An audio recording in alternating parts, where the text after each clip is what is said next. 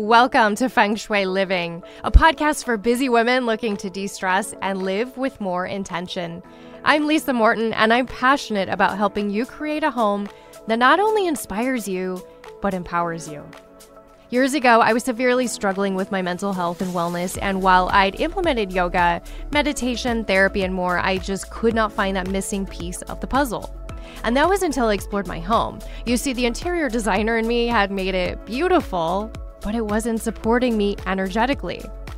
Fast forward, and I've now been in the interior design industry for 20 years, and I've devoted the past 10 years to Feng Shui and a holistic design approach.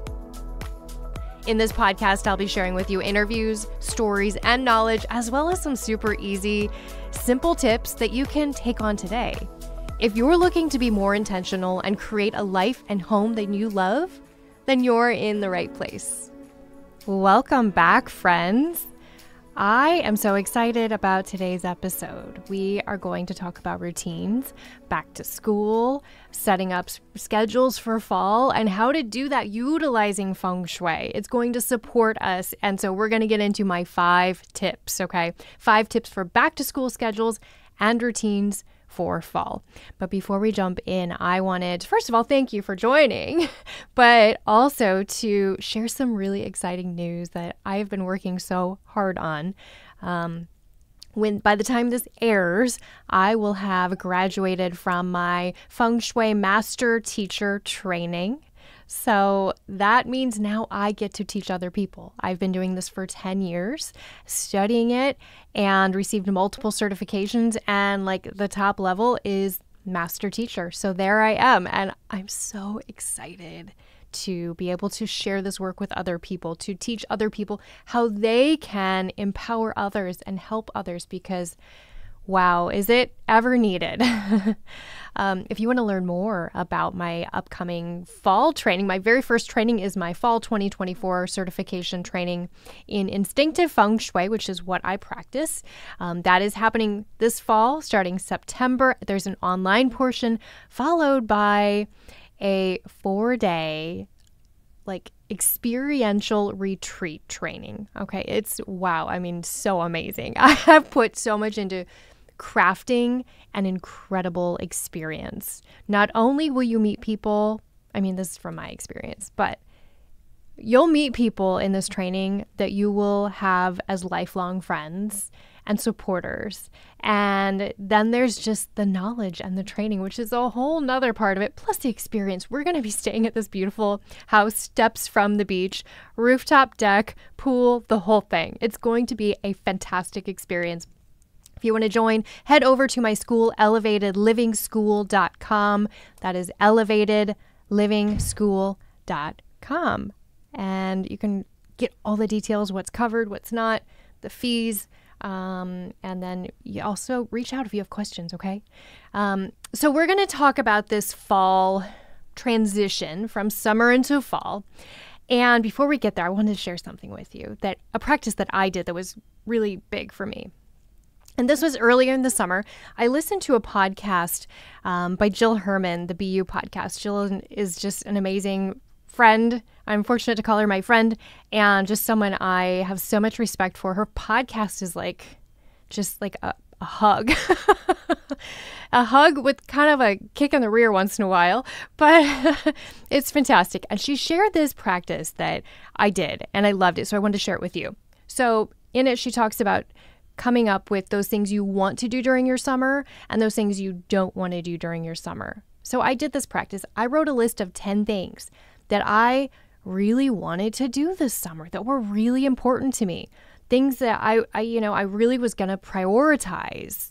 I really wanted to spend time with my husband. We went on a couple trips. I spent some time with my mom. I did those really important things. And then there's a separate list of 10 things that I didn't want to do. I didn't want to do a couple things. And so I said no, because they were on my list, right? It was just really incredible to have this list. It seems silly. Why don't we take the time to do this more often? But this is your reminder, because I'm checking in right now, because there's a limited time of summer left. And so I want you to do the same. So maybe you want to even make this 3 items. 3 items that you want to do before summer ends in the next couple weeks, and 3 items that you don't want to do. 3 items you're like, I'm not doing this. I'm not saying yes to this, even though I got roped into it last year. End of summer giant pool party with everybody at your house. It can be a lot, right? It's okay to say no. If you don't want to do it and that's on your no list, then that's okay. So just a little experiment, a little, practice, if you will. You can even journal on these items too, if you feel like that's right. But with that, we will get into my 5 tips. I have some notes here because I have so many good things I want to share with you. So, this really is just a hectic time. Getting into new routines. It's setting up the new routines and then easing into them so we're not overwhelmed and stressed out, because shifting routines can be really hard. We all know that. Shifting routines can be really hard. It can be stressful for kiddos going back to school. There can be a lot of anxiety, a lot of worry. If you have a college kid going off to school, how scary can that be sometimes, especially if they're first year? Yeah. So share this with them so they can set themselves up for success. And if you are an adult doing some additional training this fall, going back to school, wow, I applaud you. I'm a lifelong learner. I will never stop learning. But even as an adult, getting into a different routine can be difficult, can be stressful. So I got you. So number 1, I want to share with you, which no surprise, I'm sure, but it's declutter and organize your study spaces. So number 1 is, of course, declutter where you're going to study. I actually just spent yesterday cleaning my office. It was bad. And just because I'm the Feng Shui lady does not mean my house doesn't ever get messy. It's just a matter of making that point to set it up. And my office, I was struggling. So I had to set the timer. And I set it for 10 minutes. I was amazed at the things I got done in 10 minutes. But declutter, get rid of those things that are no longer serving you. That can be paper clutter. Dried up pens are still stuck in the pen holder for some reason. Whatever, get rid of it. Symbolism. Is there any symbolism in your workspace, in your study space, that isn't supporting you or wouldn't support your kids? And then the second part of that is organize these study spaces. It's really important to have free-flowing energy for your focus, for your concentration. If you have a little one that's struggling with focus, with concentration, look at what's in the way. Is there too much clutter, too many things grasping their attention, from pictures to artwork on the wall, maybe bright colors? So how can you set up their space for success? How can you set up your study space for success? We really want to eliminate distractions. Okay? And remember to make sure you have a dedicated space too. If the kids always work at the kitchen table and you're making dinner next to them, maybe if they're younger, that's definitely okay. But if they're a little older, give them a dedicated space. Maybe it's near you, still want to keep an eye on them, but give them a nook where they know they can go every time and they can study. And that is their study space. It's just like when I work with people on home offices, I tell them, set up a routine when you go into your office, right? And it cues your body into going into work mode, and then you have a routine when you're done, and then it cues your body to get out of work mode.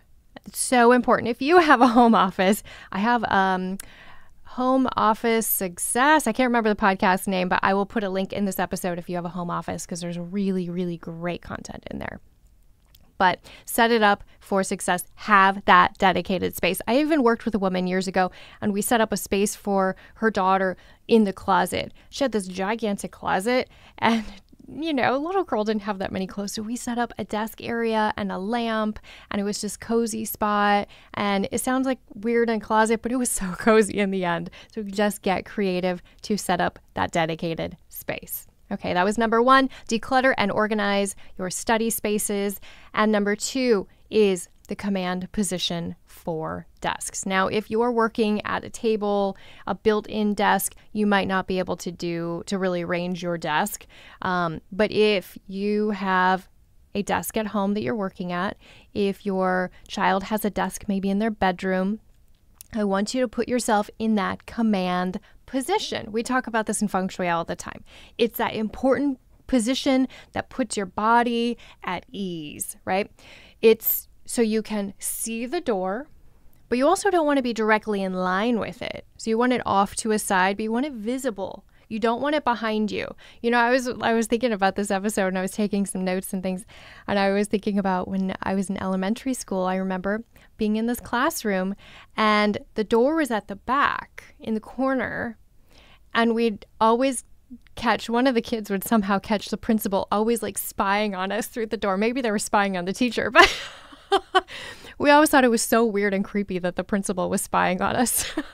It's kind of like that feeling, right? You want to feel protected. You want to feel safe. And that's really what the command position does. There's all kinds of information behind this. It's for another episode. But this really puts your body at ease, prepared to focus. It helps you focus. So remember that being in this command position puts you in control. So off to the side, you want to see that door off to the side. You want the solid wall behind you, that solid wall to support you. Now, if you're in that situation where you have a built-in office space and you're not able to move or rearrange your desk, that is where mirrors come in. You can hang a mirror on the wall, maybe off to the side, somewhere to reflect anything that might be coming towards you. So use a mirror. If you guys need help, reach out. Don't forget I have free 15-minute discovery calls. If we're talking about anything and you're like, oh my gosh, I need clarification, go over to my website, purelivingwithlisamorton.com. Hey, it's Lisa from Feng Shui Living. You know, I'm always telling my clients and followers to invest in quality bedding for a good night's sleep. Well, let me share a little secret. Cozy Earth's bedding is my absolute favorite. It's made from bamboo. It's incredibly soft and breathable. My husband loves it because he says it's really cooling. I love this product so much that I reached out to them because I want you to fall in love with it too. They gave me this amazing code for 30% off plus a free gift. Use code Cozy Pure Living on their website. I'll add a link in the notes. That's Cozy Pure Living, all caps, one word. And again, receive 30% off plus a free gift. Trust me, you won't regret it. Cozy Earth will transform your sleep experience tonight. Link in the show notes and schedule your free 15-minute call. Are you ready for number 3? Let's go. Number 3, incorporate earthy materials and natural elements. I talked earlier about distractions, right? I think it was tip number 1, right? We want to set up our space and we want to minimize those distractions. Oftentimes when you go into a classroom for kiddos, there's these bold, bright colors, reds, bright yellows, bright blues, and it's that deep, that bold, saturated color. No wonder some kiddos have a hard time focusing. So if you're setting up your space, I actually had a conversation with a teacher last week, and she was telling me about, she actually started her own school, and really impressive woman. And she was explaining how teachers don't know, nobody teaches them how to set up a space to support themselves and the students. So if you're a teacher, let me know, I got you. But these are some things you can implement into your classroom too. It's these earthy elements. So while you can't maybe control the color of the walls in a school, you know, in your classroom, your home study space, you can. Beige, tan, brown, cream, those warm whites are really nice, really subdued. We want our focus on our work, not on what's going on around us. Also bring in earthy elements, maybe some rocks and crystals, some clay pottery. Anything from the earth is great. If you want to bring in some artwork, maybe some earthy images, maybe a landscape. Maybe if you're focusing your studies on something, you want to have a landscape of that, you know? So bring in artwork of these. And then make sure you also have a green plant. You guys know I love plants, so I can't touch on this without sharing about a green plant. Plants are wonderful. Plants encourage us to grow. They encourage rejuvenation and revitalization and encourage us to move onward and upward. That the plants represent the wood element. in Feng Shui. We have the 5-element system. You've heard me talk about this a million times. But the wood element is really good to help us go forward, help us keep learning, help us take on that new topic, take on that new area of study. So bring in a plant. I always recommend soft, rounded leaves. So I actually had someone say, what does that mean recently? Soft. Think of a fern, right? Feel how soft a fern is, or something really rounded, like a jade plant has really nice rounded leaves on it. Anything soft and fluffy. We just want to avoid anything super pokey, sharp, pointed, especially, I'm sorry friends, but a cacti. Cactus are just not good Feng Shui, and I certainly do not recommend them in your study space. Let's jump into number 4. Number 4 in my tips for back to school schedules and setting up routines is create a balanced daily routine. Balance in your home and balance in your body is so important. It's all reciprocal. You can work on your home all day, but if you're not focusing on your body, it's not going to work. You can work on your body. You can get your 10,000 steps in every day. You can do all those things you're supposed to be doing, but if your space is cluttered, it's not going to work, right? It's all reciprocal. So we have to look at both.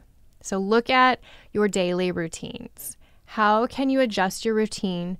What can you implement in your routine to support you during this shift and moving into this new schedule of yours? What can you apply to your daily schedule? Is that maybe getting up 10 minutes earlier? For me, something I do that supports my entire week is I get my clothes out, and I do my husband's too. He's not good at matching clothes, so you certainly don't want him to dress himself. I love you, honey, in case you're listening. But I pull out his clothes and my clothes for the week on Sunday. I do any ironing that might be needed, just sort through, and I put together our clothes. It makes life so much easier. I don't know about you guys, but I do that thing once in a while. I'll put on one thing and, no, this doesn't feel right. And put on another thing. Oh, I don't like how this looks. And next thing you know, you've had like 25 outfits on and you're still angry. But if you do that thing on Sunday, your schedule is set up. And for some reason, I always like what I'm putting on. And I don't know if it's a mental thing. I just am in that mode of this is what I'm wearing, so there's no questioning it. But I love setting up my clothes on Sunday. Super good. Another thing I wanted to touch on here is the snooze button. I would encourage you to support your kids in this. If they have their own alarm and they get up on their own, try to avoid that snooze button. If you're heading off to college, I know it's going to be hard to get up some days. And I know if you're headed back to class on your own, maybe you're working too, it's going to be a lot, but try to avoid that snooze button. This is something I personally struggled with. I had this alarm clock many years ago.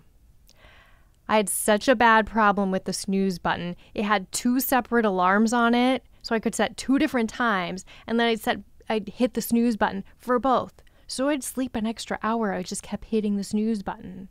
It was just ridiculous, but it's where I was at the time. And actually, where was I? I think it was a Mel Robbins podcast. She talks about avoiding that snooze button, and it is so true, because for me, once I stopped hitting the snooze, I got up, right? And once I got in that routine of literally the alarm would go off and I roll out of bed before I can even think about hitting the snooze button, that was huge. But she talks about this whole mental aspect of that, which it really just messes with your brain once you go back to sleep, and it messes because you try to get into a sleep cycle again, but then you interrupt it and then you feel foggy all day. Once I stopped that was huge. If you struggle with sleep with the snooze button and getting up in the morning, my favorite thing, one of my favorite things in my life that's changed my life is my wake up light.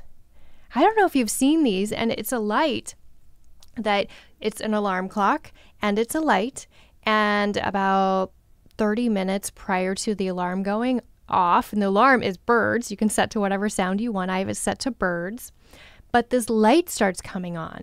So even in January when it's dark and in the early morning, that light starts coming on, and I will wake up with the light, and it's so gentle. It's really pleasant. It's a really nice way to wake up versus that blaring alarm. You jump out of your skin. So check out, I think I have a Philips brand wake up light. I love it, worth every single penny. Try this with your kiddos too. I would think this would really help, and they can, listen to birds, or I think you can set it to the radio or different sounds. So try the wake up light. Okay.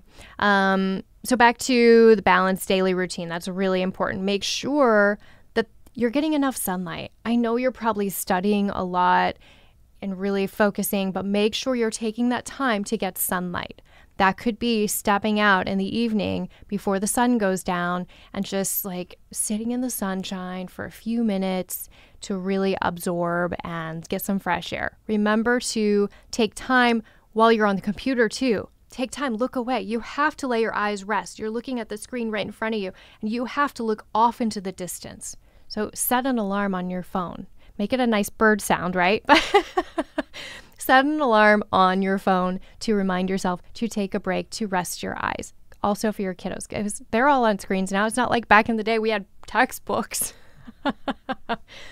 And, make sure there's built-in time for play and fitness, working out, playing games. Make sure there's time for play too. That's important. Create balance. Balance in our bodies creates balance in our spaces. Balance in our spaces help create balance in our body. Are you ready for number 5? My tip for number 5 is use Feng Shui cures for better sleep. So we did touch into getting up in the morning, but setting yourself up for a successful night's sleep is huge. Maybe that's getting to bed 10 minutes earlier. Maybe that's just, getting to bed on time. Something that really helped me is I have an alarm set to go off at 9:15. This gives me plenty of time to get the dogs out to go potty, get them settled. I do any last minute. I always kind of wipe down my counters before I go to bed, pick up anything, and then I'm one of those, I love to have that girly time at night and do all my lotions and potions on my skin and my face. So set an alarm. This was huge. It seems silly and easy, but setting that alarm, oh, okay, it's time. And then it just moves you into that versus watching the clock. If you're a clock watcher, you don't want to do that. You want to relax and enjoy yourself. Or next thing you know, you sit down to watch a show and 3 hours later, you're late for your bedtime because you just got into the show. So set that alarm. In your bedroom, once you get in there, I want you to make sure you are set up also in that command position with your bed against a solid wall, and then a view of the door entering your bedroom. We want to see the door off to a side or in front of us, just not directly opposite the bed. We want to see it off to a side, but we want to be able to see that door from the entrance. That command position is really important. Make sure you're not bringing unneeded electronics into the bedroom. A lot of people use their phone for their alarm clock. A lot of people are like, hey, my kids are going to go out. I have to have my phone nearby. And this also applies to your teenager. I know they're not going to like this, and I'm sorry in advance, but keep the phone in the other room. Do what you need to do. Check it, make sure everybody's safe, but it's so easy to sit in bed and scroll. Plus the EMFs that emit from your phone, from the charger port, it's best. Keep it in the other room. If you're worried about receiving an emergency phone call, that's when you put it in the other room, just right next door. It may be in the bathroom, right next door to you, or just right outside in the hallway even. Just put it on a little table. Turn the volume all the way up. You will hear it. You will hear that volume go all the way up versus sleeping with it under your pillow or right on the table next to you. if for some reason you absolutely have to have it in there, no closer than 5 feet to your head. Keep it 5-foot distance. The same with any electronics. If you do have an alarm clock, I love to recommend a battery-operated alarm clock, and then you're not even worrying about that. Those EMFs can really, really disrupt our sleep. Remember to use calming colors in your bedroom, relaxing colors. If it's bright fuchsia pink, you're not going to be very relaxed and your body's not going to start settling down. So bring in those, again, those earthy element colors, beige, tan, brown, cream, really neutral, soft colors, also soft blues. I also love a really pale, delicate, soft green. There's a beautiful color from Sherwin-Williams. I actually just was talking to someone about it, and it's called Sea Salt, and it's a really pale aqua that also leans a little, in certain light it looks a little green, and in other light it even looks a little gray. It's just magical color that kind of changes colors. It's so pretty and delicate. It's one of my favorites for a bedroom if you do want to bring in a little color on the walls. And remember, if you go neutral on the walls, you can still bring color in, just nothing crazy, nothing too wild, really peaceful, soothing colors. And go for texture. Now, I'm always telling people, invest in quality bedding. I mean, it's so important. We think, well, we're just sleeping. But you're spending an extended period of time every single day in this space. It is important for you to have bedding that feels good, that feels luxurious, that's quality, that's healthy. So invest in quality bedding. I love big textures. Those textures also bring in the earth element, big chunky textural throw on across the bottom of the bed, maybe some nice cozy extra throw pillows in the bedroom, beautiful linen, gauzy drapes to kind of add some softness to the room. Those are really great for your bedroom. For a kiddo's bedroom, again, those bold colors, those bold saturated colors, the primary colors, maybe not the best, especially if they're a child that's a little, has a lot of energy. This isn't going to support them in slowing down and softening, right? And preparing for rest. And you may not want to paint the room brown. I get it. But think about how you can bring in those softer colors to support them, especially close to their body. If I had to pick one thing in a kiddo's bedroom, I'd probably pick bedding. Probably bedding would be number 1, and the wall color would be number 2 that I would focus on, because that bedding is so close to their body. It's what they're snuggling in with. So make sure it's really cozy, really textural, and a really good cozy color. Well, I hope you've enjoyed these 5 tips: decluttering and organizing your study space, using the command position really for your desk, setting up that workspace, incorporating earthy colors and natural elements, and don't forget your plants. Create that balanced daily routine. Get sunlight, get outside, take breaks, and then using Feng Shui for better sleep, because better sleep, you're going to have a better tomorrow. So set yourself up for success. Well, I want to thank you guys all for joining me on this episode today. Make sure you're signed up to get my newsletters, because that's where you can get all the links. I have bonuses I send out to my newsletter, followers and everything. It's a weekly newsletter, and you'll also get direct links to the podcast. So if you want to go there, sign up, and you'll also get my home scorecard that's on there. It's really cool, really fun to kind of explore where you are and how you might improve your home. Head over to my website. Link is in the show notes.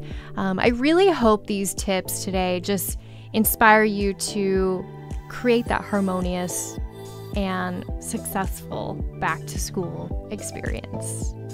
Friends, I will see you next time. Special thanks to our production company, Influencer.tv, the WELT 95.7 studios, and our sponsor, Good She. For more information, head over to the show notes. Be sure to hit the like button, hit subscribe, and give us a 5-star review. I'll see you next time.